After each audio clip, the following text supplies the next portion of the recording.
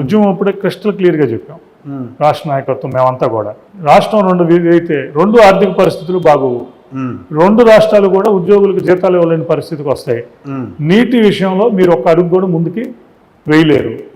జల పంపిణీల విషయంలో కానీ, ప్రాజెక్టుల నిర్మాణ విషయంలో కానీ, ఇంకోటి కానీ మేము ఏదైతే చెప్పామో అవన్నీ ఇప్పుడు నిజం అవుతున్నాయి. ఇంకొక విషయం దుస్థితి అన్న, నిజంగా దుస్థితి. మేము జీపీఎఫ్లో డబ్బులు దాచుకుని 40 సంవత్సరాలు దాచుకుంటే రిటైర్ అయిన వ్యక్తి ఎప్పుడు వస్తుందో తెలియదు. మేము ఇంకోటి కూడా అడుగుతాం గవర్నమెంట్ని, సరే మీరు ఎప్పుడు ఇస్తారు చెప్పండి. డిసెంబర్లో ఇస్తారు.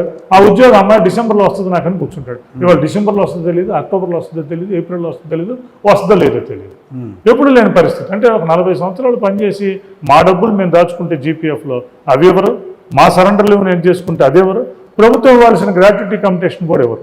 దానికి తోడు ఇంకొక ఇబ్బంది అండి ఇక్కడ. నీకు ఇవాళ రిటైర్ అయితే ఒక 40 లక్షలు 50 లక్షలు వస్తాయి. ఈ 50 లక్షల్ని 2 సంవత్సరాల తర్వాత, సంవత్సరంన్నర తర్వాత ఇస్తున్నారు. వారికి ఏమైనా లోన్లు ఉన్నా, హౌసింగ్ లోన్, దానికి ఇంట్రెస్ట్ వాళ్ళు కట్టుకుంటున్నారు. ఈ 50 లక్షలకి ఇంట్రెస్ట్ బ్యాంకులో వేసుకున్నా మనకి ఇది వస్తుంది. ప్రభుత్వం అటువంటిది ఏమి ఇచ్చే పరిస్థితి లేదు. డబ్బులు ఇస్తే చాలు అనే పరిస్థితికి ఇవాళ స్థితిని తీసుకొచ్చారు. అది తీసుకురావడం వల్ల ముఖ్యంగా పెన్షనర్స్ ఇవాళ మొన్న కూడా మేము అందరికీ